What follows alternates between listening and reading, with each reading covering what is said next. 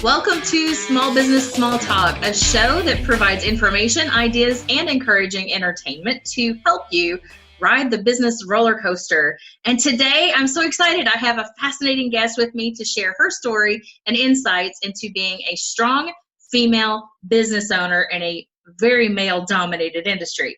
I recently was introduced to Pixie Paula and was so excited about what she has lived out, and I wanted to bring that to you through this podcast. Now, to give you a quick little bit about Pixie Paula, she founded Local Choice Spirits in 2011. And Local Choice Spirits is an award-winning, woman-owned, family-run spirits brand development and distribution platform based in Charleston, South Carolina. She's also the owner of Striped Pig Distillery, the first South Carolina distillery since Prohibition. Recently awarded the South Carolina Distillery of the Year. Congratulations. Pixie Paula draws on over 30 years of leadership in financial services, real estate development, and entrepreneurial life, meaning her partners and clients benefit from the incredibly strong business acumen she brings to her work, whether a new opportunity, startup company, or project. And representing numerous community boards such as Charleston Interreligious Council and the Harbor Entrepreneur Center, Pixie Paula gives passionate keynote speeches from a diverse business background, understanding how to motivate and engage her crowd.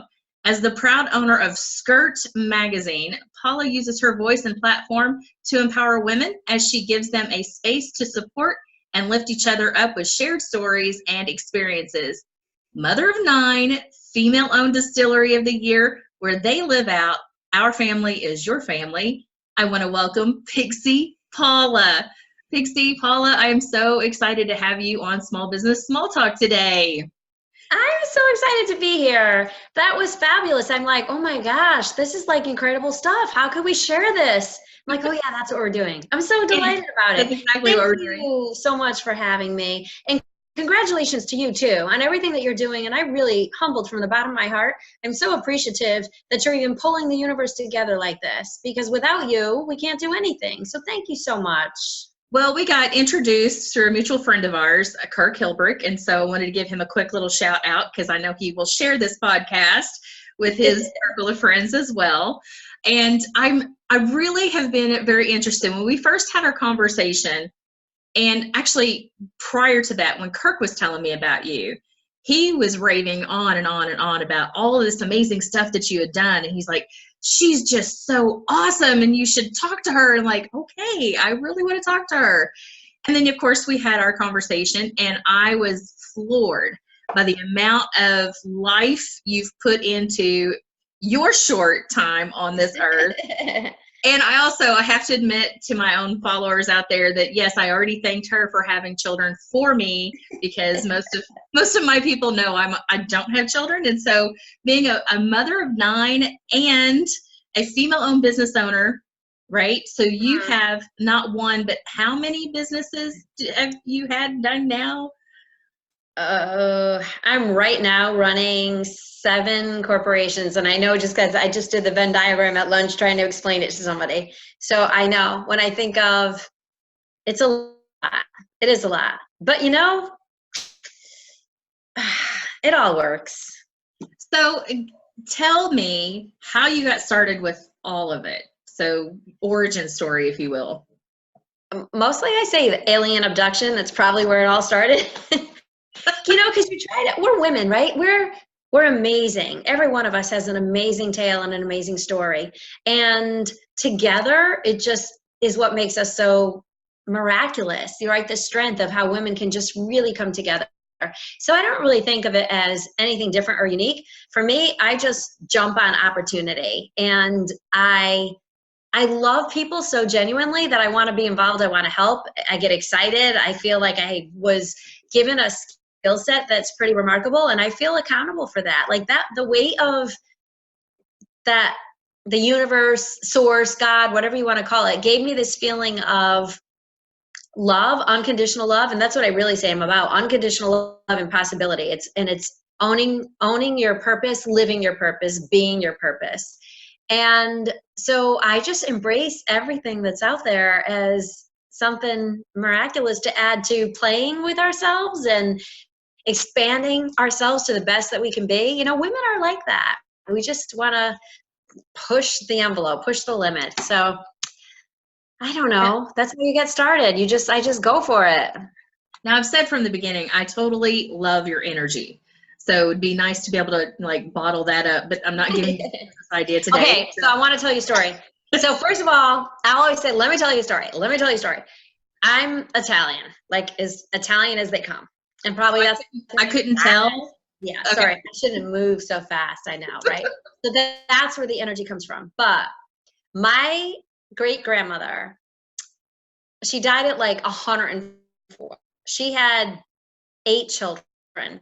I think she like buried most of her children before she passed. And she was still never spoke a word of English. She was still cooking, cleaning, making the bread, making the pasta, doing the work for everybody, running all the meals. Like that was my inspiration. And it's funny because she was like 3'10". We used to call her little grandma. I'm 4'10". So I feel like I'm the tall one in my family. Hence the little pixie thing. People even say you're not really 4'10", you're stretching it. I'm like, no, I'm definitely, but I feel 6 feet tall, at least. So that was my great grandma. My Aunt Clara was one of these women that like into her 90s, never married, running around like crazy, same thing, cleaning the house for everybody, making the cooking, doing all this stuff. So I felt like, okay, there's some good genes there. Part of the other part of the family, not so much. But they were remarkable influences in my life. And I had one cousin, Laura, too, that was the same way. It was like constant energy. So I always noticed that when I was a kid. I was like, where does that come from? And every morning, still to this day, when I get out of bed in the morning, I put like one toe down on the floor to feel the energy of the floor to see if I still have it. Because I'm like, what if all of a sudden, like, it goes away? It's like this immeasurable energy that just shows up and you don't know where it comes from. I don't know where it comes from. It feels like this internal light that's just making you explode. And I'm so grateful for it. But honestly, I worry every day, like, oh my God, what if I use up my consumption? I'm going to dry up in the morning. Well, and that's on no caffeine, by the way. Oh boy. So I don't know if you follow Brendan Burchard at all, but he has this thing about, you know, you are generating energy. So it doesn't like just start, like you continue to generate that energy. So I don't think you'll ever really run out as long as you continue to generate it. And I don't think you have a problem with that. So, well, from a physics perspective, quantum physics, right? Objects in motion stay in motion. So that's true. Yes. Yes. So I don't think you have any worries there. Now, did your children also inherit this level of? Some of them. My youngest daughter, Raya, it's R-Y-A-H. It's Gaelic for spirit of the wind. Yeah, she's like, shoo, shoo, shoo. Where did you go? Like you don't know what she's doing next. So she's pretty much like that. You can't tie her down even for a minute. And then, 9 kids, you think they'd be similar. They're all so completely unique and different. They're all so unusual. They all have different goals and aspirations. And one of the advantages and the loves that I have every day is being a family-owned business because I get to work with them every day. I get cheated out of being grandma. They call me the hip-hop grandma because I do so much in the hip-hop world. But I get cheated out of grandma because the kids see me every day, so then they don't want to see me after the day. And I'm working so hard that it takes away that time. So I think I reminisce about the old days, Little House on the Prairie days, where, it was just about a lot of simplicity. I miss that. Was that ever really a thing? I think it was. I mean, lights out at 6 o'clock when there was no electricity. What else could you do? Yeah, it was a thing. Yeah, well, yes, I guess so. So then you had harder work, right? You had to get up at the crack of dawn. So then at 4 a.m., you're out milking the cows, getting the chickens, getting the firewood. So it's always work. One thing I learned a long time ago. So I have these distinctions that I've had over my life that have really, what I credit to the aha moments that I got that really developed my business structure. And one of them is that work will always expand into the amount of time you have to do it in. And it's so true. When you have a deadline of 2 or 3 weeks, you know how you push it out, you're not as fearful. You don't like, oh, let me get this done 2 weeks ahead of time. That rarely happens to us. We're Right. usually on deadline. So work does expand into the amount of time you have to do it in. If you have an hour to get something done, you get it done. So that's a distinction that's really important for, I talk a lot about, I do seminars and private speaking and coaching for time management. And I always say time management is not the management of time. It's the management of your emotions in any given experience of time. So how we look at how we're managing that time is really governed by our emotions. And that's why our work never gets done until we're like last minute on the deadline, because it's emotional. It has nothing to do with the illusion of the number of seconds in a day. Nothing to do with the number of seconds in a day. So it's interesting that you bring up that emotional energy piece. How important do you think it is for us, especially as women, like you are in a male-dominated industry, to manage the emotion? I think, I was trained by Stephen Covey and Dan Goldman, emotional intelligence. So I'm going to have probably a unique experience. It's not been threatening for me, but I've really struggled as a woman about being coached to harness my emotion in business deals. And the reality is that they say, oh, never make a big decision when you're in the middle of a high emotional state. And I'm like, I have enough experience to know that your best decisions are made in the middle of heated emotion. And when you execute within that emotion, when that intensity is high, it's time or intensity. You can drag something out that you are not emotional about for a long period of time. When you have intensity behind that, when you have a high emotional state, you're going to execute and bring to fruition and manifestation pretty quickly. So I think you should only make decisions when you are so highly emotionally moved and charged that you are ready to act. That's your greatest predictor of success. That emotion, that intensity is your greater prediction of success. Even if the decision was the wrong decision, you are more likely to generate a result that's positive and successful for you moving forward. One of the talks I do is keep in motion until the emotion catches up. Sometimes we can't even label or identify or state what our emotions are. But if you can get into a peak state, and I don't care if that's screaming and crying, this is me walking through fire. I'm afraid, I'm afraid, I'm afraid, I'm afraid. And I keep walking. Just keep the motion. So I'm all about using the emotions. Don't tailor them. Don't cut them down. Now, see, my experience when I worked in corporate, and of course I had the boss, and I was not anywhere near the top of the totem pole. And I had an issue internally with one of the ladies in the office, and they brought us into the conference room, and the guys thought it was going to be good for us to talk it out. And she was not going to have it. So we were at this table, and I expressed, here's my side of the story. And she got really worked up and started yelling and walked out. And I needed to take a moment to compose myself. And so I stayed in the room behind. And my boss came back in because I was just so full of, I really want to say something right now, but it's not appropriate energy. So I just needed to release that steam. He comes in the middle of that moment and says, if you can't handle your emotions, you will never be successful. And that was my quote unquote career mentor boss of my, corporate life. And so that's what I grew up under. Knowing now, people don't mind me being showing some real emotion. Yes.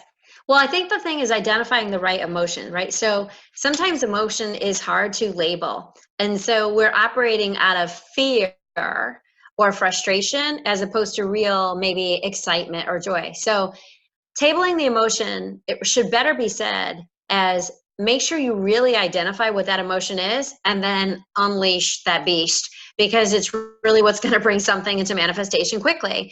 Law of attraction says that what you think about, you bring about, and what you think about with intensity, you bring about quicker. So when you can start to narrow the gap between how you feel about something and how much positive attention you put on it, you're going to manifest quickly. So if you're talking about business success and you want to get some visibility and some success in what you're doing, you need intensity. You just need, think about this. If you wake up in the morning, you're a coffee drinker, and for some reason you can't get your coffee, all you think about all morning long is, I need a cup of coffee. I need a cup of coffee. I need a cup of coffee. Well, how likely are you, if you're a coffee drinker, to get a cup of coffee in the morning? Pretty likely, like almost close to 100%. You manifest that cup of coffee because you know how you feel. You could label it, you could identify it, and you're like, I don't need motivation, I need coffee. And you make sure that you set it up that almost 100% of the time you have a cup of coffee in the morning. That's pretty good odds on manifestation. That the coffee wasn't like piped in from some long channel platform from Mars. Like you were able to set that up to make sure that desire of yours, which was a non-negotiable for you, pretty much goes fulfilled. Okay, the universe, the brain, they don't know the difference between coffee and $1 million. They don't know the difference. We leave ourselves. We leave without the emotion. We leave without the belief that we can produce the $1 million. We can focus on, oh, it was easy for me to produce the coffee, but the structure, the strategy, the steps, exactly the same. The brain cannot decipher between $1 million and a cup of coffee. It's exactly the same structure.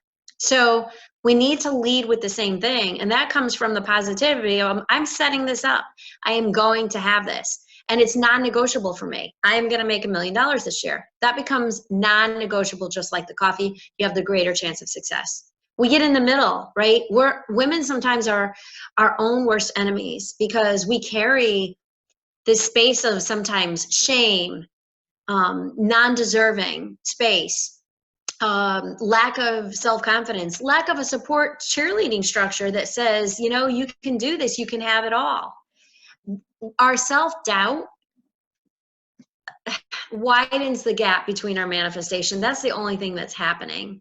And for those women or men, this is not, you know, this is the human race we're talking about here. For those people that do not have those doubts in their way, they're going to manifest those desires quicker. That's all. Just because there's no diversions along the way. So I'm glad that you mentioned that word diversion.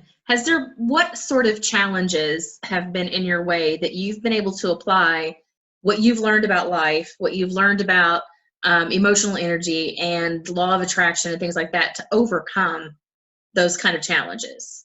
So you mean like tell us about your roller coaster, Paula. I say, besides 9 kids, husbands, and being in male-dominated industries, and lack of capital, interruption of supply, self-doubts, health issues, you know, life stuff, you know, the dentist, the doctor, the post office, all that. There's so much going on. I think attaching meaning to anything is what slows us down. So we do get diverted, and I've been exploring this a lot lately myself anyway, because I've gone through a major life transition and I'm flying solo and out here trying to step into being all that I could be. And I don't have any excuses. So I will have some parts of my tribe who are cheering me on saying, I do manifest like the speed of light, but what's holding me back? I have some negative self-talk, even though I know better. I say my monkey brain and my bullshit belief system is telling me, okay, you've really bitten off more you can chew this time, or this is going to be a hard one for you to pull off. And I don't put it in perspective to all the things I've pulled off in the past. Every new thing seems like it's this distraction or diversion that, oh, this is going to be the one that I can't overcome. And that little bit of distractive self-talk is really, truly disempowering. But sometimes I wonder if it's necessary. So does it cause us to pull back, sharpen the saw? And if we're sharpening the saw so that our execution is better anyway, then was it really a diversion? And who's controlling that space? So the angel devil on the shoulder kind of thing, I always say monkey brain and pixie fairy, because I have both of those going on for me. I have monkey brain who is trying to analyze everything and give me all the reasons why it won't work. And then I have pixie fairy that says, just wave your little magic wand and wiggle your nose and make it happen. So they go back and forth all the time. And sometimes I sit back and I'm like, okay, I'm going to let you two duke this out. And I'm just going to sit back and read about, like, Be Your Purpose or Discovering Your Purpose or The Purpose-Driven Life or whatever I have to read. And I'll always, or the Bible or the comics or like anything. It seems like something will always jump out at the right time to give you that thing that you were looking for, to give you the inspiration to get back on track. So again, I'm not so sure that the diversions or the distractions are not real sharpening skills for implementation. And I'm trying not to judge them right now because I am being so hard on myself. I think we as women, we're so hard on ourselves. We think that we should have accomplished more, done more, given more, been more than we are. We're hardest on ourselves than anybody ever would be. And we cheer each other on, but we're really hard on ourselves. And so I'm trying to learn. I came up with a new life distinction and I said, okay, I'm not going to get as much done this week as I thought I was going to, but I'm going to get done more this year than I ever could have imagined.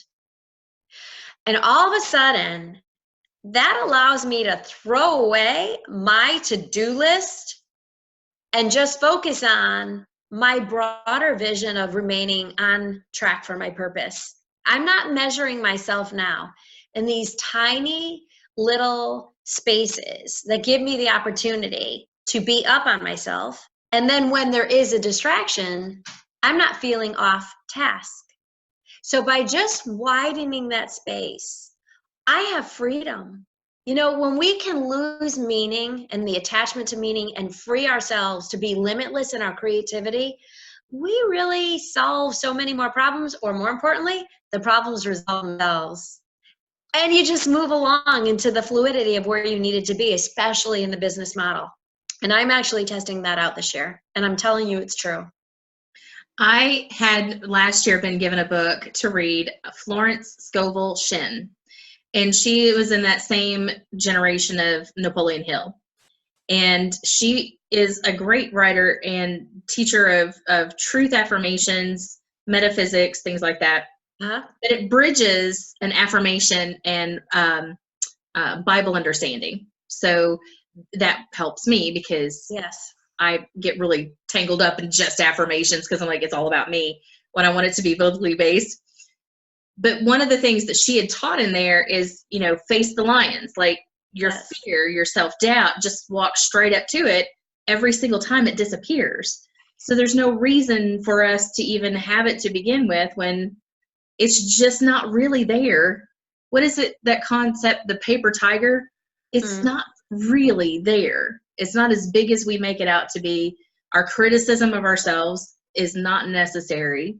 If we know our truths, if we know what we're about, if we know how we want to step into our own little show, if you will, then just do that thing. I just listened, and the funny thing, you and I are having this conversation. I just listened to another interview today. It was Gary Vaynerchuk and a young lady who's getting ready to do an NBC late night show. I forgot her name. She's a YouTube star. And they were talking about this very subject of just removing all self-doubt. Don't worry about what other people are thinking. Don't be so critical. Don't worry about all that. And Gary will phrase it into micro bits, like you'd said, the tiny bits, and macro. So he's real big on micro and macro. And to take this long-term view, and I'm very big on having that vision of what is this big thing that I'm going towards, because all of this little stuff is going to shift almost every day. Mm-hmm. And so tell me, give me some more on, I looked through your business information, and you are like a whiz at celebrity branding. So with your distilleries and some things that you've done, what has been one of the most fun projects you've ever done? They're all so much fun. I'll tell you though, okay, one of my favorite moments was I did a brand called Gentry Bourbon, and we launched it on Southern Charm. And I'm from Charleston. It takes place in Charleston and has a lot of the elite in Charleston on the show. And it's really a show that's seen around the globe. I mean, it has high visibility. And so we launched Gentry Bourbon, and we carried the storyline out of the distillery, and it brought it into some of the people on the show as launching the brand. And it's my brand, but I partner all my brands. I co-brand with a lot of people, a lot of celebrities. I don't do endorsement deals. We're full-on business partners.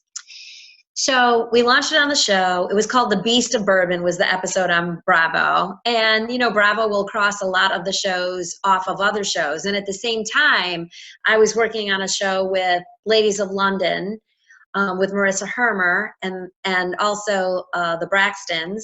Trina Braxton, we're working on a bourbon, and Tiny and T.I. So I've got Tiny's Tequila. So that's the Braxton's is We, Oxygen on Tiny, and then Housewives in New York City with Countess Luann, also Bravo. So I had all of these things going together on cross-network shows, and I thought, this has never been done before. No one's ever launched a product with a bunch of people from different networks, and they're all talking about building brands, with Pixie Paula and Local Joy Spirits, and it's hitting all these different networks. I'm like, this is pretty phenomenal. And so we had a launch of the Gentry Bourbon for the Bravo show, and I had also done Kurt Thomas Moonshine. Kurt Thomas was Zach Brown's original partner, and we launched the Moonshine, and then we launched Eubanks Gin with Dwight Eubanks, who's on Botched, Married to Medicine, and Housewives of Atlanta. So we had a big party, and everybody got invited.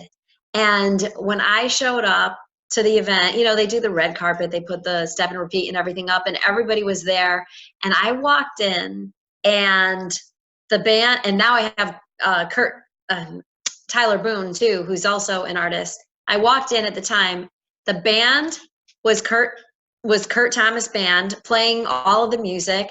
All the food was done through the networks and the shows on the networks.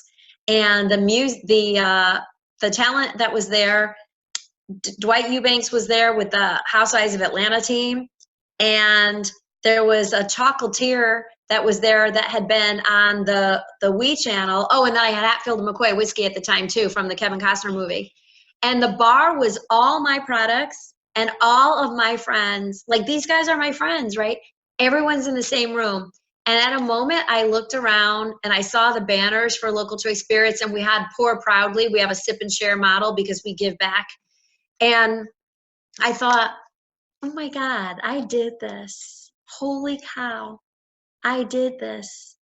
Having everybody in the room being represented across the board with all those networks and genres, it was like the League of Nations, it was the We Are the World campaign for me. Everybody was in a room, and I realized I created this. That was probably the most touching moment that I had about the possibility of what this platform could do. That's amazing. And that's one of the things that's just been really fascinating for me, is that to watch what you've done so far and to know that was only a start, right? Yep. Got so much more going on for the future of Pixie Paula that I can't wait to see what all's going to happen with that. So if you were to get, well, I'm probably sure you probably get young women entrepreneurs coming to you and say, give me your advice. What would you tell the aspiring young female entrepreneur out there nowadays? It's the same advice I tell everybody everywhere. People think that they have to chase their passion, the thing that turns them on, gets them excited. And they've heard for a long time in entrepreneurism that follow your passion and the money will come, right? At the end of the day, they're looking for financial security, but why? What's the financial security for? It's to take care of their families. Ultimately, it is a demonstration of their love. And just like when you're flying on an airplane, they say if we lose cabin pressure, the oxygen mask will be released from the cabin. Put the mask on yourself first and then on the people you're traveling with, especially children. It's the same thing. You must learn how to love yourself first. And by loving yourself, you need to know who you are. You need to know what your purpose is on the planet. You need to have a relationship with you and your purpose. Because passion comes and goes, it flares and wanes, money comes and goes, businesses come and go, people come and go. The only thing that will not leave you is your relationship to self and your purpose. And most people walk around going, I have no idea what my purpose is. What's the meaning of life? I don't know why I'm here. So that means you're operating as a machine. Because if you truly say, I don't know, then at least admit that I'm operating as a machine, that I've got subconscious programming moving me day to day if you don't even know. So the most important thing, because the rest will follow. It doesn't matter what happens to you or the economy or your fundraisers or your team or your family or your marriages or your health. It doesn't matter. You are impenetrable if you know your purpose. Figure that out first. So what is in the future for Pixie Paula? What kind of plans do you have now? Cooking? Or do you want to share? I do. I love writing, and Skirt Magazine gives me the ability to. I'm going to do a plug right now because I was like, yeah, there's our. So Skirt Magazine, tell me a little bit about that. That's been around for what, 25 years? Yeah, congratulations. Yes, I'm so excited. It's South Carolina. Well, it's the South's first empowerment magazine. And 25 years ago, launching a magazine that was just about entrepreneurship for women. I mean, this was like, a big deal. Yes. And just developing the content. There wasn't even that much content back there. But we wanted to be like women with attitude and women who are making a difference. And having that launch in Charleston, which is notably very archaic in recognizing kind of women's progressiveness, that also was a really big deal. So I'm so proud of the heritage behind that space. And what we're doing now, taking this into the next level, I would like for my platform to be international and to provide a network of women that really truly can embrace each other and build each other up. There's so many cliches and sayings, but they're true. Like, it takes a village to raise a child, or there's an African proverb that says, if you want to go fast, you can go alone, but if you want to go far, you better darn well go together. I think that creating this synergy between women everywhere by having the print part of the magazine or the written word, there's something still to the written word that's magical for me, but then getting it into a digital play or a membership play that allows women to come together and discuss those things. The old version of the old book clubs, right? So just getting together, reading these things, and then coming together to discuss the information. And information is in real time right now. I mean, and we're oversaturated with information. So filtering out what's practical and workable, for me, it has to be measurable, it has to make a difference in social impact, and it has to be pretty immediate. That's how I kind of govern myself on the things that I'm going to take on or what I'm going to do. But I'm very interested right now in humanitarian issues and spirituality. Somebody said this to me today and it was pretty powerful. Because I said, I keep being asked to write these books on this or that or the other thing, but my heart is longing to write about spirituality. And my publicists and my advisors are saying, stick to the business, stick to the women in business. That's what women need. They want to get to the next space. But I know in my heart of hearts that anything is a spiritual business. Business is a spiritual business. And if you don't have these key things, like I said, if you don't even know what your purpose is on the planet, what kind of value can your business bring to the world? So he said to me, but you know what? Spirituality has to be discovered, not sold. And so he said, they'll buy your business acumen because you're brilliant at business. And when you continue to get up and tell these stories, they can discover your spirituality. And at that point, provide the forum for them to have the ability to ask for that wisdom and to open those questions. So that's been really intense for me today about saying, like, I want to write another business book because I want everyone to discover my spirituality because I want to be able to share. So I think that's what's in the horizon. That is so wonderful. And the spirituality part as a female business owner is just as important as learning how to do my bookkeeping. So, because for us, like you mentioned, discovering my purpose and being able to manage those emotions, like everything feeds together and has that spiritual base. Yeah.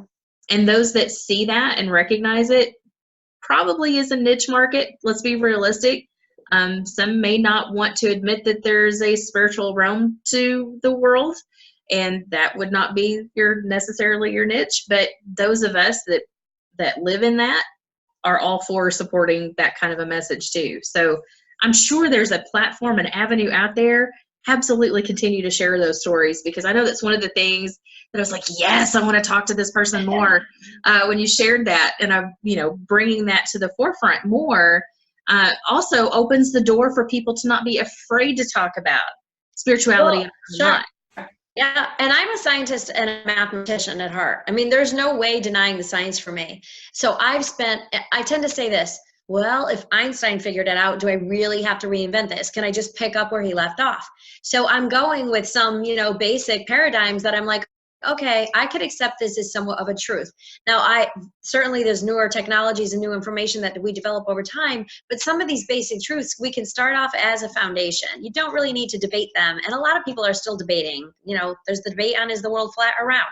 So that part I kind of shy away from, but I definitely need the science and the math behind it. What I have found, though, is when I'm solid in my positivity, then the chores that I have become a privilege. So I get excited when I'm in a good positive state. It's delightful for me to sit down with my numbers and figure out. It's a puzzle, right? It's a form of creativity. So you're not operating out of preservation or desperation. It's just creativity. And so now it's not a chore. It's like, oh, how can I embrace this? I probably need to get some of your pixie dust, because I'm more of the Wonder Woman type, and I'm going to go into this as if it's battle on the bookkeeping. It's like, not my favorite thing. I'm just going to get in here. I'm going to fight it out until it's done, and then I'm out. And that's kind of. Well, try this, because this is what I do. I say this. Oh, numbers are the download of the planet. So the entire universe is run by the sum of 0 to 9, right? And we named them and labeled them, but we can pretty much, we run the whole entire world, and how it's been discovered is on using numbers from 0 to 9. So anytime you're working with numbers, you actually are opening up all the secrets of the universe. So even writing every single number is an opportunity for download of the hidden secrets of how the universe operates. Because it's all numbers. Interesting. So if I just write like a $sign with 1,000,000,000, I'm opening that up, right? I just keep adding yes.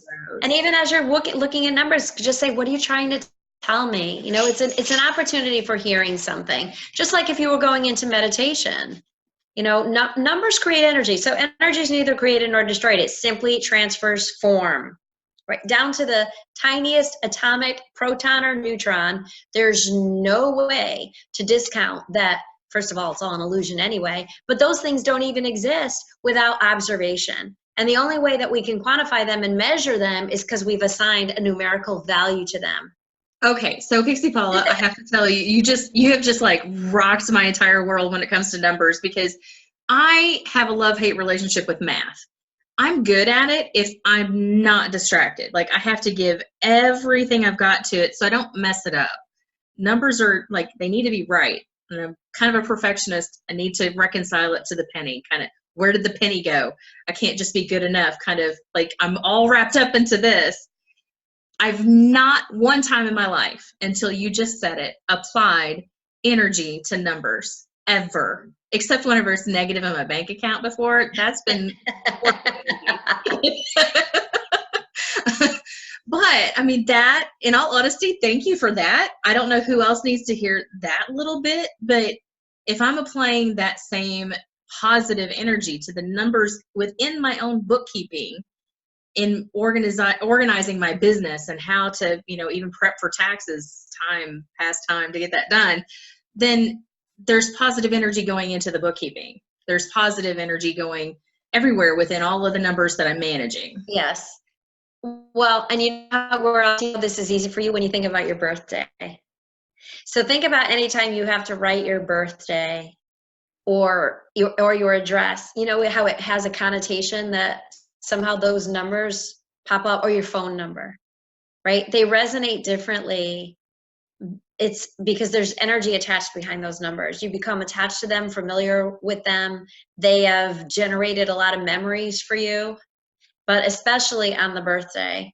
And if it's interesting to add up all of the sum digits of all of your birthday and come up with what that single number is, and then between 0 and 9, like what is that number, and then just like resonate on that number.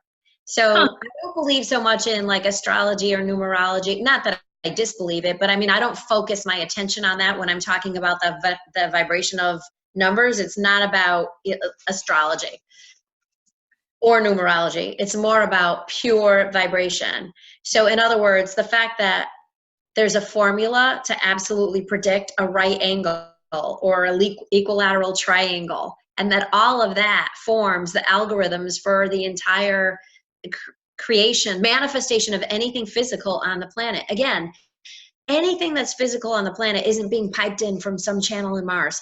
It's being made out of nothing, right? Out of nothing, stuff is created. And that's all based on atoms, protons, neutrons, all which carry numerical weight, mass. Any physical manifestation is mass. It still fascinates me how we can talk in the air, right? When radio not first came out, when I first discovered radio when I was little, I had this box and you would turn it on and sound would come out. People in the box, I'm air quoting for those that are just listening, I'm air quoting, in the box, were playing this music in this band, and I would circle around this box trying to find the band playing the music because it had to be in there somewhere, when in fact it was just going through the air. And so if we're, applying all of that same energy just to our day-to-day lives, how different could it be?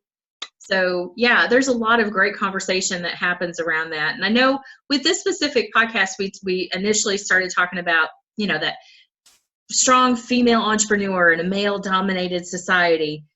This whole conversation has been something completely different than guys would have anyway. And every Monday morning, I have my accountability partner and she and I get together, and we 8:00 every Monday morning, and it's early for me, it's late for her, and we come together and we have these conversations. We check in. Did you do your things? Are you on track? And then we have the female entrepreneur conversations about things that guys would never in a million years talk about, partly because some of it would scare them and they just run away from that part of the conversation just because we're females.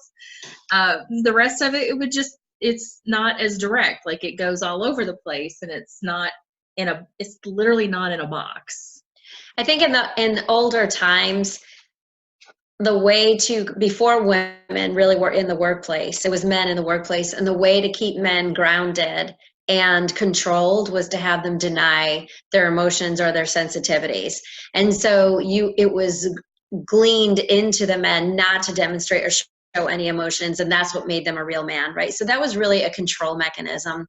And now that it's more open to talk about, now it's the opposite way. Now it's like, you've got to show you're feminine, even if you're a man.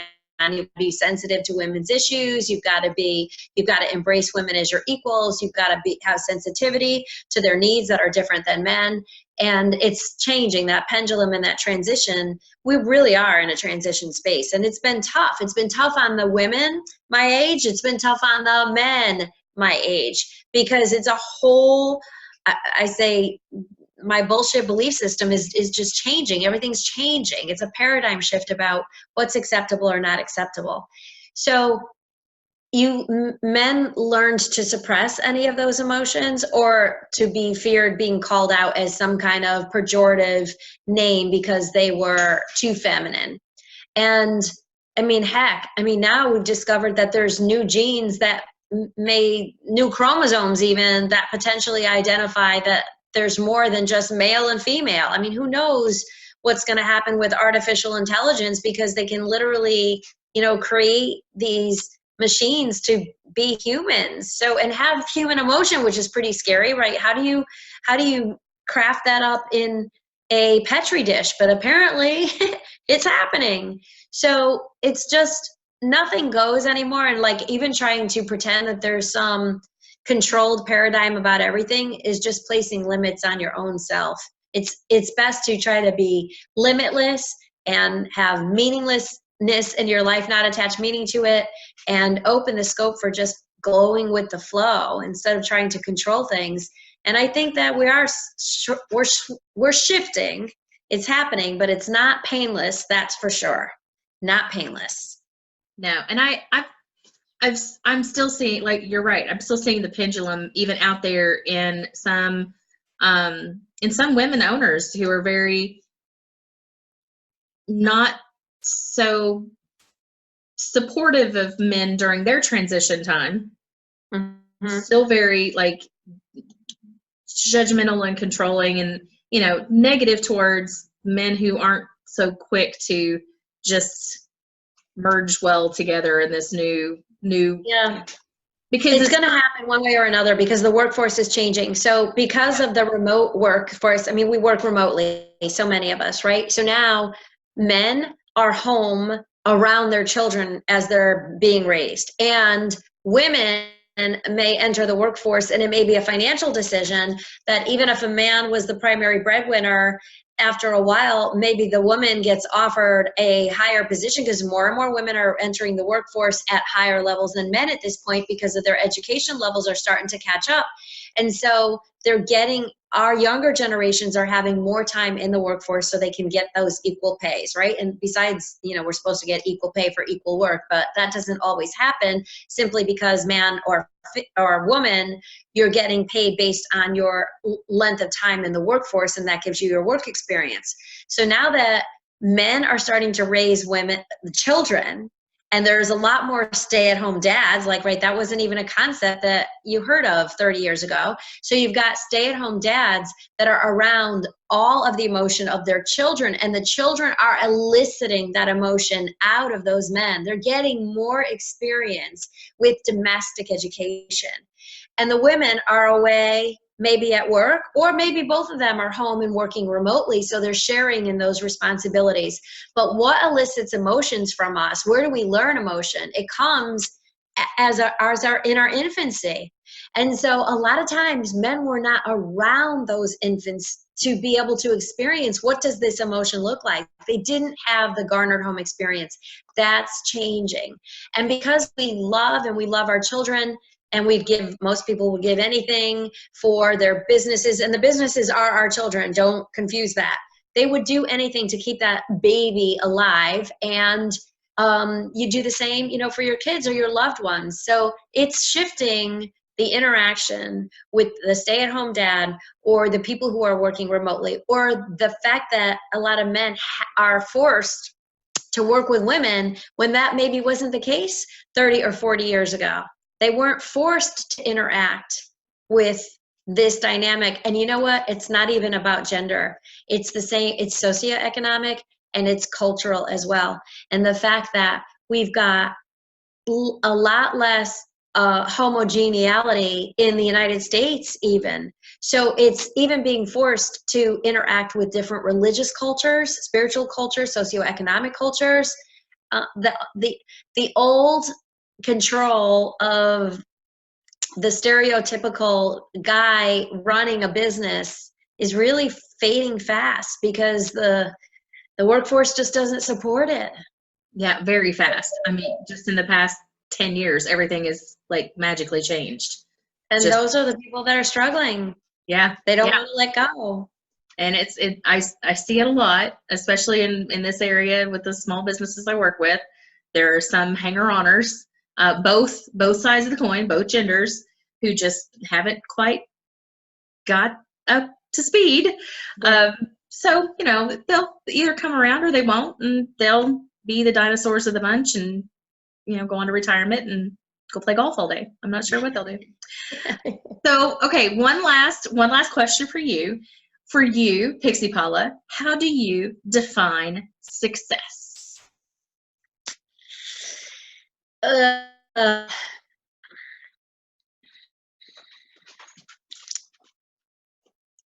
It's interesting because I was having this conversation earlier today, and it came to be about, like, what do you have to do? What, for me, they were asking me, what do you have to do to generate your feeling of fulfillment or love in the world? Like, can you just accept that you don't need to achieve or accomplish anything? And so there's a technical answer, there's a spiritual answer, there's a practical application answer. I think that for me, I feel successful when I know that I have shared my skill set and my heart responsibly with the people that I interact with in a way that knows I've had an impact on their life. I feel fulfillment when I know that I have given all that I could possibly give. And it's less attached to what the results were as to the feeling inside about what drives me and what makes me feel fulfilled. And I can tell you that that has changed over the decades. So we have core values in life. And I know that in my 20s, it was one thing. You know, maybe it was about figuring it out and getting a job. And then in the 30s, it's, you know, it's getting married and maybe having children or figuring out if you're going to launch a business. In the 40s, it was kind of like trying to grow everything to the masses. In the 50s, for me, it's thinking about, okay, I may have more behind me than I had have ahead of me. What else do I want to do? And you get interrupted with the illusion of the scarcity of time. And I can see that it's changed from me being driven by the values of love and significance, having an impact, into now, as I'm older, what drives me is love, growing, and giving. So I might not have felt successful back in or I wouldn't have even cared about how much I was giving back maybe in my 20s or 30s. That wasn't a measure of my fulfillment or success. For then, it was just getting the bills paid, getting a job, you know, accomplishing the kind of the paradigm that the universe puts out for you. Now, it's so different. And I know that over time I would say, oh, it's so trite. You got all these really accomplished, wealthy people who say the only thing that mattered at the end of the day was love. And I'm like, well, that's because, you know, they're billionaires. So it's easy for them to say that. And I can't fall in line with that. But I am moving into the space that I'm recognizing the things that drive me are growing and giving. And if I'm not following with what drives me on the value spectrum, I'm not going to feel successful. No matter what I'm doing, there's going to be this big hole. So for me today, success is measured by my growth and my give back. Very good. So to share with all of our listeners and watchers of the video today, is there a place that people can follow you somewhere, like online? Do you have a website? Do you have somewhere that we can send people to? Yeah, social media, Pixie Paula Official, Pixie Paula on Instagram, Facebook, and Twitter. And then Local Choice Spirits. I would love everybody to follow all of these things, by the way. Local Choice Spirits on all those same platforms. And Striped Pig Distillery on all the same platforms, and Skirt Magazine. And then what I'll do is, as we share this out, I'll include all of those links. That way everybody will just kind of have an easy button to go link up. That would be amazing. Yeah, That would be amazing. absolutely. And we love interaction. I mean, I'm very accessible, and I want to share. I want to talk to people. I want to be here, growing and giving. I want to give back. I want to make a difference. And I think it's really hard to find. We have great information from a lot of people out in the universe, amazing stuff, but sometimes they're not accessible. I think the one thing I try to do is remain accessible. So it's like, if you call me, you have a good chance of talking. Awesome. That's why I'm always late. Always talking to everybody. Well, I know I have very much enjoyed our conversation today, and I thank you very much, Pixie Paula, for joining us on Small Business Small Talk. I want to remind everybody, please join us for every new episode, and you really can ask Alexa to play the next episode of Small Business Small Talk. And with that, we will talk with you again on another episode. Thanks.